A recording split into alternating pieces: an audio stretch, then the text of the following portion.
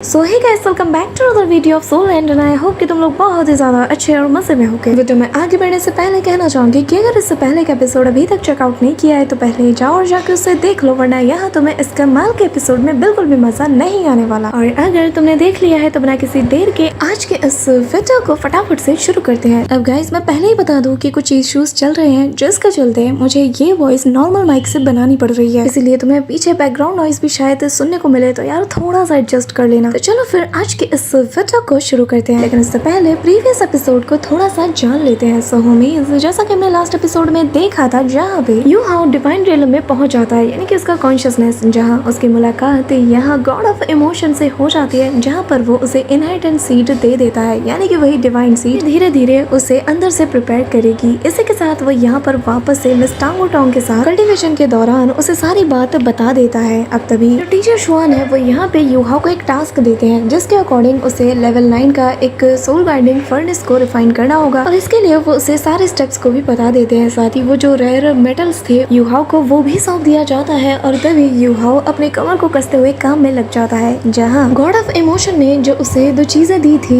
यानी कि जिनमें से एक था कार्विंग नाइफ और दूसरा था घोस्ट नाइफ, उनमें से जो कार्विंग नाइफ थी उसे यू हाउ ले लेता है। साथ ही यहाँ पर जो गॉड ऑफ इमोशन उसे एक टेक्निक सिखाता है, यू हाउ इसे भी अच्छे से मास्टर कर लेता है। यू हाउ के पोटेंशियल को देखकर दूर से ही जो गॉड ऑफ इमोशन है वो उस पे काफी ज्यादा प्राउड फील करते हैं, और बस इतना कहते हैं कि अभी तो बस शुरुआत है, आगे आगे देखो होता क्या है। और अब आगे सो होमीज, हमारे इस एपिसोड के स्टार्टिंग में हम यहाँ पर जो टीचर शुआन है उन्हें देख पाते हैं, जो कि यहाँ पर यू हाउ का इंतजार कर रहे थे। तो उसे फिक्र हो रही थी कि न जाने इतने कम वक्त में वो कैसे उस फर्नेस को प्रिपेयर करेगा। अब तभी यहाँ पर वो ब्रदर काइटो के पास पहुंच जाते हैं, जहाँ वो बहुत ही मेहनत के साथ अपने सोल गाइड टूल को बनाने में लगे हुए थे। उसे देखकर वो कहने लगते हैं कि सावधानी से बढ़कर कोई भी टैलेंट नहीं है, हर एक कदम को सोच समझ के फूंक फूंक के रखना है, ये सबसे बड़ी टैलेंट है। और वो यहाँ पर उसी फर्नेस के मैप को देखे जा रहे थे और कहने लगते हैं कि वाकई में तुम काफी ज्यादा टैलेंटेड हो, लेकिन मन ही मन वो कहने लगते हैं कि वाकई में काइटो का फ्यूचर सोल गाइड टूल में बहुत ही ज्यादा ब्राइट है। तभी वो यहाँ पर उसे गाइड भी करते हैं कि आखिर उसे कैसे क्या चीज करनी है, और एग्जैक्टली जैसे जैसा वो राय देते हैं काइटो भी वैसा ही करता जाता है। और यहाँ पे जो शुआन है वो कहने लगता है कि कितना अफसोस की बात है कि काश यू हाउ भी कभी इसके जैसा बनने का सोचता, जैसे कि काइटो ने अपना सब कुछ बस सोल गाइडिंग टूल्स को रिसर्च और उन्हें बनाने में झोंक दिया है। काश यू हाउ भी अपना पूरा टैलेंट इसमें लगाता, क्योंकि उस लड़की के पास भी टैलेंट की कोई कमी नहीं, क्योंकि सिर्फ मैं ही नहीं बल्कि मेरे अलावा तांग एकेडमी से लेकर जो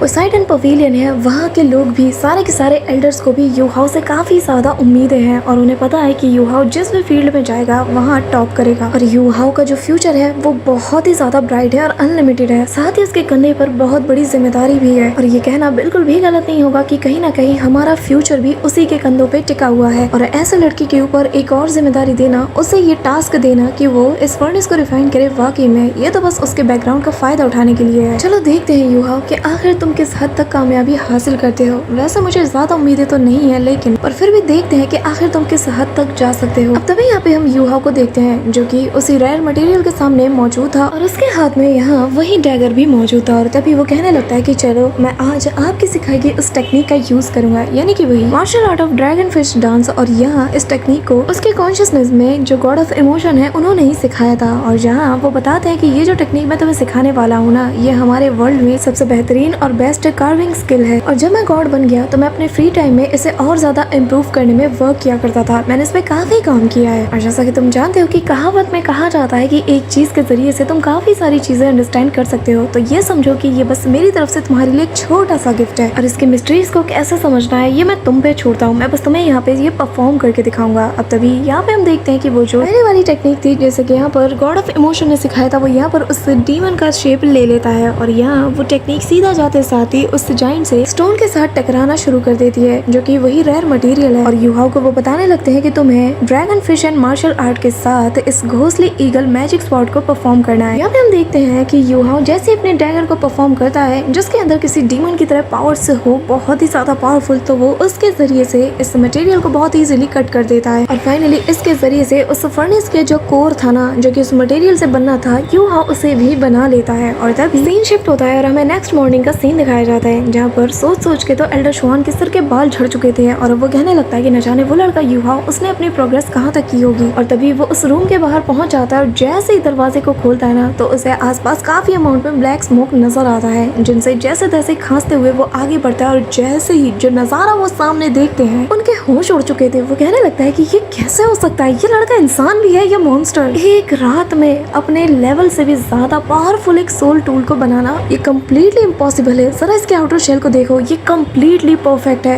ये परफेक्ट लेवल के भी परफेक्शन तक पहुंच चुका है। मैं क्या बोलूं, मेरी तो बोलती बंद करके रख दी इस लड़के ने। मैंने इसको जितना आंका था इसने मुझे पूरी तरीके से शॉक्ड कर दिया है। वाकई में मैंने इसे बहुत कम आंका। अब यहाँ पे टीचर शुआन आगे बताने लगते हैं कि एक ऐसा सोल मास्टर जो कि रातों रात उस रेड डेविल जिन किंग को भी कार्व कर सकता है, वाकई में एक ऐसा टैलेंट है जो कि शायद ही कहीं और किसी के पास मौजूद हो। और जो काम युहाओ ने रातों रात करके दिखाया है सन एंड मून एम्पायर के पास, बस इसका सामना करने के लिए द आर्ट ऑफ 10 फिंगर्स है। यहाँ पे हम देखते हैं कि युहाओ जो कि नींद में जा चुका था, तभी यहाँ पे जो एल्डर शुआन जैसे ही देखते हैं कि युहाओ ने न सिर्फ इस चीज को बनाया बल्कि यहाँ पे उसने 2 कोर मैजिक सर्कल्स को भी इतने बेहतरीन तरीके से कार्व कर लिया है। ये देख कर तो उनके होश उड़ चुके थे और वो कहने लगते कि क्या ये लड़का वाकई में बस एक 8 रैंक का सोल इंजीनियर है या फिर ये अपने इस लेवल को भी सरपास कर चुका है। कहीं इसका मतलब ये तो नहीं कि ये क्लास 9 का एक सोल इंजीनियर बन चुका है। तभी यहाँ पे हम देखते हैं कि ब्रदर काइटो भी आ जाता है और युहाओ के इस कमाल के अचीवमेंट को देखकर वो बहुत ज्यादा खुश था। अब यहाँ युहाओ को जैसे ही होश आता है तो जो टीचर शुआन है वो यही कहते हैं कि युहाओ मुझे बताओ आखिर तुमने रातों रात ये किया तो किया कैसे। खैर ये सब छोड़ो, मैं खुद ही यहाँ पर खड़े रह के देखूंगा कि तुम थर्ड कोर को कैसे रिफाइन करते हो। अब तभी वो दोनों उसके पास आके खड़े हो जाते हैं और शुरू करने से पहले वो युहाओ से कहने लगते हैं कि तुम्हें जल्दबाजी करने की बिल्कुल भी जरूरत नहीं, अपना टाइम लो और आराम से करो। और तभी वो मन में कहने लगते हैं कि जो थर्ड कोर है ना वो इस 9th लेवल के एल्केमी फर्नेस का सबसे डिफिकल्ट प्रॉब्लम होने वाला है, जिसे कि सॉल्व करना हर किसी के बस की बात नहीं। अब तभी हम देखते हैं कि युहाओ अपने काम में लग जाता है और यहाँ स्पेस से वो अपने उसी ड्रैगर को भी बाहर निकालता है। और यहाँ उसे ऐसा करता हुआ देखकर जो टीचर शुआन है वो मन में कहने लगते हैं कि अगर इस आखिरी स्टेप को भी बखूबी तरीके से अंजाम दे देता है तो इसमें कोई शक नहीं कि ये ऑलरेडी एक 9th लेवल के सोल इंजीनियर्स का टाइटल हासिल करने के लिए जितने भी कंडीशंस होती है युहाओ उन सारी कंडीशंस पे खरा उतरेगा। अब तभी हम देखते हैं कि युहाओ जैसे ही अपने नाइफ के जरिए से उस स्टोन को कार्व करना शुरू कर देता है तो यहाँ पे जो टीचर शुआन जो कि उसे बहुत पैनी निगाहों से देख रहे थे उनकी नजर भी उसके साथ यानी कि उसकी टेक्निक की जो स्पीड थी ना उसकी रफ्तार के साथ मैच नहीं कर पाते। वो कहने लगते हैं कि आखिर ये इतनी तेजी से मूव कैसे कर पा रहा है, मैं तो बिल्कुल भी इसका मैच नहीं। इसकी टेक्निक तो कमाल की है और जरा इसके नाइफ की क्वालिटी देखो, हमारे पास जो नंबर 1 नाइफ है ये ऑलरेडी उसे सरपास कर चुका है और न जाने क्यों इसकी जो ऑरा है ये बिल्कुल भी प्योर कार्विंग नाइफ जैसी नहीं लग रही। अब तभी हम देखते हैं कि युहाओ 2 सिंगल स्लैश अटैक से उस स्टोन को पूरी तरीके से काट देता है और उसके बीच से वो जो थर्ड कोर था वो भी बन के बाहर आता है, जो देखते साथ ही टीचर शुआन से रहा नहीं चाहता और वो युहाओ से कहने लगते हैं कि युहाओ तुम्हें मुझे पता नहीं होगा कि आखिर तुमने ये स्किल्स कहाँ से सीखी है और हाँ मुझे उस नाइफ को देखना है प्लीज। अब तभी हम देखते हैं कि युहाओ भी अपने इस डैगर को बाहर निकाल लेता है और यहाँ पर उस डैगर को देखते साथ ही जो टीचर शुआन थे उसके तो होश उड़ चुके थे और इससे पहले कि वो उसे छू पाते अचानक से ये जो डैगर था ये अचानक से रिएक्ट करने लगता है और बिल्कुल हवा में फ्लोट करते हुए अचानक से यहाँ से डिसअपीयर हो जाता है। और तभी वो कहने लगते हैं कि आखिर क्या हुआ, जिसपे युहाओ बताने लगता है कि मेरे ख्याल से ये जो मेरी घोंसले कार्व नाइफ है ये बस मुझसे अटैच्ड है और बस मैं ही इसे छू सकता हूँ, मेरे अलावा कोई और इसे छू नहीं सकता और जिसकी एक अलग ही विल पावर है, जिसका मतलब ये है कि कोई भी उसकी मर्जी के बगैर उसे नहीं छू सकता। तभी अभी उसकी बात सुनते साथ ही जो टीचर शुआन है वो बताने लगते हैं कि युहाओ वाकई में तुम शायद वही चोजन वन हो, मैं नहीं जानता कि आखिर ये स्वॉर्ड या नाइफ या डैगर कुछ भी कह लो और ये जो तुमने स्किल का यूज किया ये कहाँ से आया है, इसका ओरिजिन क्या है, लेकिन मैं इतना जानता हूँ कि तुम्हारी टेक्निक हमारे सोल इंजीनियरिंग फील्ड में काफी बड़ा बदलाव ला सकती है।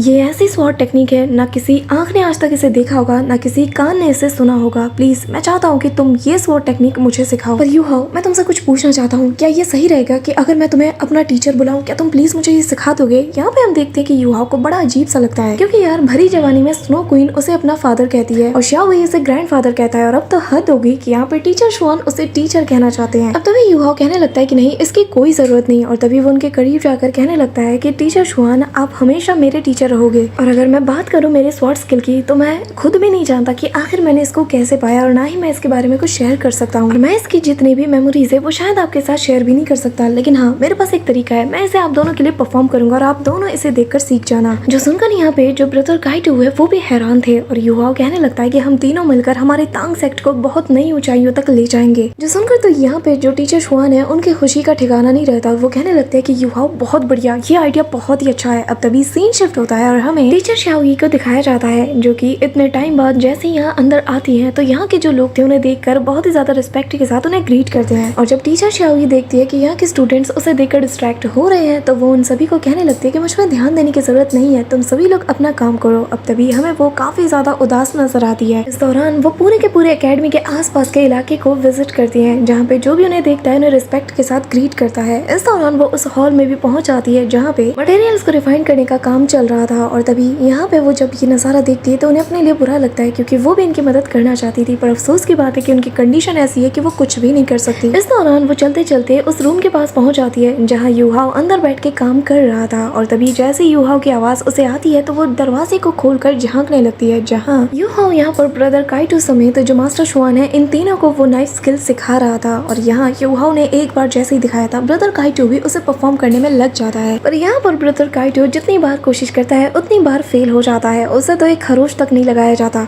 अब तभी हम देखते हैं कि जो युहाओ है वो ब्रदर काइटो को थोड़ा इंकरेज करता है और कहने लगता है कि चिंता मत कीजिए, धीरे धीरे आपको भी ये चीज आ जाएगी। इस दौरान यहाँ पे टीचर शाओई आ जाती है जिसे देखते साथ ही ये दोनों उन्हें रिस्पेक्ट देते हैं और वो कहने लगता है कि आखिर आपकी तबीयत कैसी है, क्या आपको आपकी मेमोरीज याद आ रही हैं? जिस पे वो कहने लगती है कि हाँ, मैं पहले से ज्यादा बेहतर फील करी और मुझे धीरे धीरे सब कुछ याद आ रहा है और इसलिए मैं बीच बीच में आकर तुम लोगों को जरूर चेक करती रहूंगी। ये कहते हुए वो यहाँ से चली जाती है और कहने लगती है कि खूब मेहनत करना। यहाँ पे हम देखते हैं कि ब्रदर काइटो कहने लगता है कि टीचर शाओई काफी जल्दी रिकवर कर रही है और मुझे खुशी है कि वो हमारे साथ काफी जल्दी घुल मिल गई है। अब तभी युहाओ को ये चीज काफी ज्यादा अजीब लगती है, लेकिन तभी सीन शिफ्ट होता है और हम टीचर शाओई को देखते हैं जहाँ पर वो आसमान की तरफ देखते हुए उस पल को याद करती है जब वो for the first time Yuhao से मिली थी और वो कहने लगती है कि युहाओ, मुझे एक चीज पूछनी है तुमसे और सच सच जवाब देना, क्या तुम हमारे तांग सेक्ट को ज्वाइन नहीं करना चाहते? वो तांग सेक्ट जो कि यहाँ मेन लैंड का नंबर 1 सेक्ट है और जब तक हम सब लोग कड़ी मेहनत करते रहेंगे ना, हम धीरे धीरे अपनी कल्टीवेशन और अपने पावर और अपने अंदर इम्प्रूवमेंट करते रहेंगे और मुझे पूरा यकीन है कि फ्यूचर में तांग क्लैन का जो पुराना फाउंडेशन और जो पुरानी ग्लोरी है उसे भी हर हाल में पालेंगे। यहाँ पे शाओई काफी सारी मेमोरीज को याद करती है, लेकिन तभी पीछे से उसे कुछ फील होता है और हम देखते हैं कि पीछे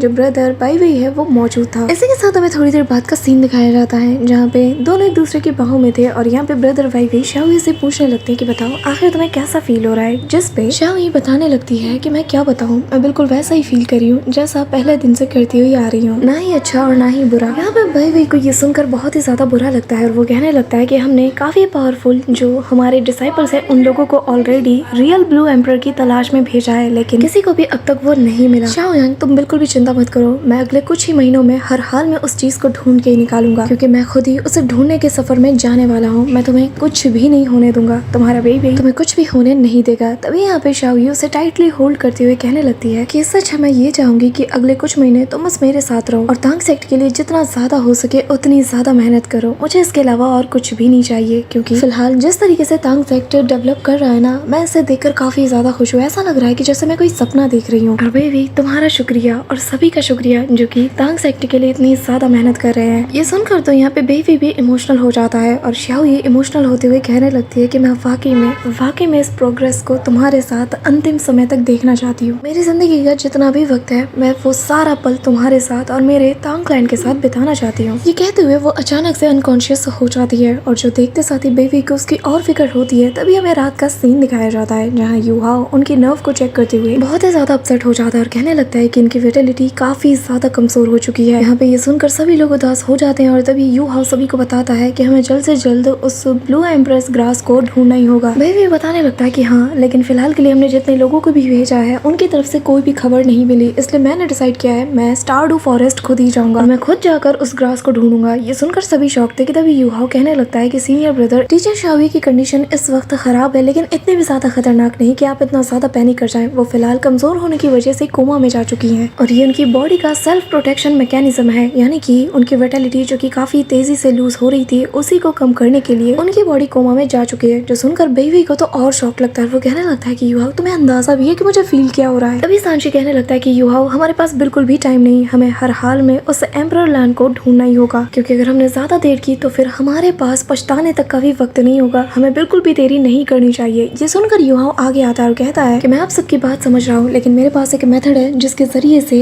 मुझे पूरा यकीन है कि मैं 100% टीचर शाओई की जो लाइफ स्पैन है इसे बढ़ा सकता हूँ। जो सुनकर तो सभी शॉक्ड थे और वो कहने लगते कि बताओ आखिर वो कौन सा मेथड है। जिस पे यूहाओ बताने लगता है कि सबसे पहले मुझे वो 9 लेवल का जो एल्केमी फर्नेस है उसे कंप्लीट करके उसकी जरूरत पड़ेगी और टीचर शुआन ही उसका एक्सेस दे सकते हैं, और मुझे लगता है कि मुझे जल्द से जल्द इसके काम को खत्म करना होगा। अब तभी सीन शिफ्ट होता है और हम देखते हैं कि यूहाओ वापस से उस फर्नेस को कंप्लीट करने के प्रोसेस में लग जाता है और यहाँ बाकियों की मदद से फाइनली वो सारे कोड्स को बना लेता है और एक एक करके उन सारे फॉर्मेशन में लगा देता है, जिसके साथ ही यहाँ पर जो मैकेनिज्म उसने बनाया था वो भी पूरी तरीके से सेट हो चुका था। लेकिन जैसे ही ये लोग इसे एक्टिवेट करने जाते हैं अचानक से पूरी चीज बिगड़ जाती है, इन्हें वापस से शुरू करना पड़ता है, जो देखकर जो टीचर शुआन है वो उस कोर को यानी कि वो जो मेटल था उसे गौर से देखने लगते हैं। ऐसे ही एक एक करके ये लोग काफी बार ट्राई करते हैं लेकिन हर बार इनके हाथों में बस नाकामी लगती है। थक हार के ये लोग बैठ जाते हैं और सोच में पड़ जाते हैं कि आखिर करे तो करे क्या, पर तभी ये डिसाइड करते हैं कि नहीं, हमारे पास सोचने का भी टाइम नहीं है, हमें वापस से शुरू करना होगा। अगर एक सिंगल चीज को भी मूव करना पड़ता है तो उसे भी करेंगे। यहाँ फाइनली ये लोग उसे कंप्लीट कर लेते हैं और अब हम देखते हैं कि ये लोग आउटर लेयर को फिक्स करना शुरू कर देते हैं, जहाँ पर ब्रदर काइटू फर्नेस के ऊपरी हिस्से में वो जो मैकेनिज्म था और वो जो फॉर्मेशन था उसे सेट कर देते हैं। बाकी का काम यूहाओ फ्रंट की साइड से कर रहा था और ऐसे ही लेफ्ट एंड राइट में भी सारी चीजों को सेट कर दिया जाता है। इसी के साथ जो आखिरी पार्ट था ये तीनों मिलकर उसे एक साथ एडजस्ट करते हैं और जैसे ही ये तीनों से लगाते हैं पूरा का पूरा मैकेनिज्म एक साथ रोटेट करने लगता है, सारी चीजें अपनी अपनी जगह सेट होने लगती हैं और ये बहुत ही स्मूथली लग चुका था। अब हम देखते हैं कि फाइनली जैसे ये फर्नेस बनकर रेडी हो जाता है ये लोग इसके अंदर बाकी सारे हर्ब्स डालकर इसे एक्सपेरिमेंट करना शुरू कर देते हैं और देखने लगते हैं कि आखिर ये फर्नेस अच्छे से काम कर भी रहा है कि नहीं। अब यहाँ पे हम देखते हैं कि रात से लेकर दिन हो जाती है लेकिन यहाँ पे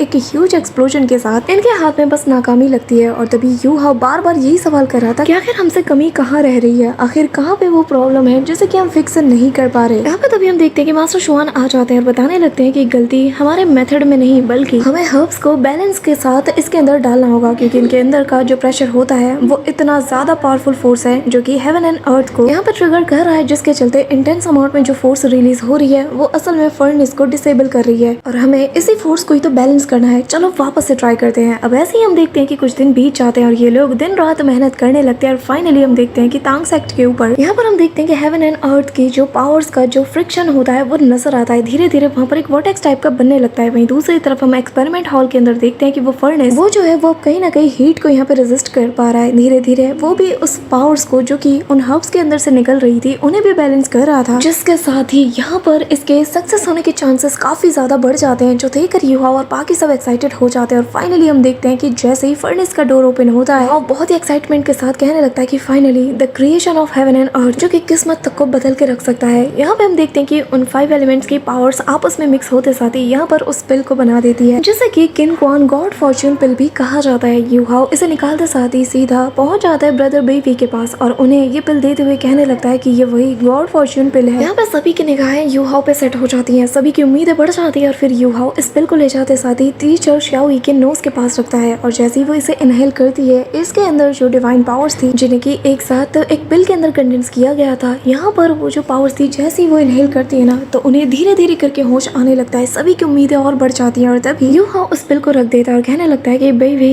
इस किन क्वान गुड फॉर्च्यून पिल की जो पावर है ना वो बहुत ही ज्यादा ओवर बेयरिंग है और अगर हमने इसका ज्यादा यूज किया तो इसके साइड इफेक्ट भी देखने को मिलेंगे। इसी के चलते इसे डायरेक्टली तो कभी भी नहीं लिया जा सकता। आपको बस इस पिल को ना टीचर शाओई को लगातार 3 दिन तक इनहेल करवाना है और जैसे ही उनकी कंडीशन थोड़ी थोड़ी रिकवर हो जाए आपको इस पिल के 7 टुकड़ों में इसको डिवाइड करके इसके हर एक टुकड़े को आपको बहुत ही महीन पीसना होगा और इसे पानी के साथ डिसॉल्व करके लगातार 10 दिनों तक टीचर शाओई को इसे पिलाना है। अब यहाँ पे हम देखते हैं कि बेबी बिल्कुल ऐसा ही करता है। युहा बताने लगता है कि टीचर शाओई की जो लाइफ फोर्स है ना हम इसे 3 साल तक एक्सपेंड कर सकते हैं और इसमें कोई बहुत बड़ी बात भी नहीं और फिलहाल के लिए हमारे साथ 3 साल तक का टाइम है उस ग्रास को ढूंढने में। अब यहाँ पे हम देखते हैं कि बेबी की खुशी का तो ठिकाना नहीं रहता और वो युहाओ से कहते हैं कि मुझे समझ नहीं आ रहा कि आखिर मैं तुम्हारा शुक्रिया अदा करूँ तो करूँ कैसे। जिस पे युहाओ कहने लगता है कि सीनियर ब्रदर ये मेरा काम है और मुझे हर हाल में इस चीज को करना ही था और वो बताता है कि उसने टोटल 7 पिल्स को रिफाइन किया है जिनमें से एक यूज कर लिया गया है, 6 और बचे हैं जिनमें से एक मैं मिस्टर शुआन को दूंगा ताकि वो अपनी बॉटल नेक कल्टीवेशन को ब्रेक थ्रू कर पाए और एक को अगर हम पानी में डिसॉल्व कर दे तो तांग सेक्ट के अंदर हम में से जितने भी लोग हैं यानी कि हम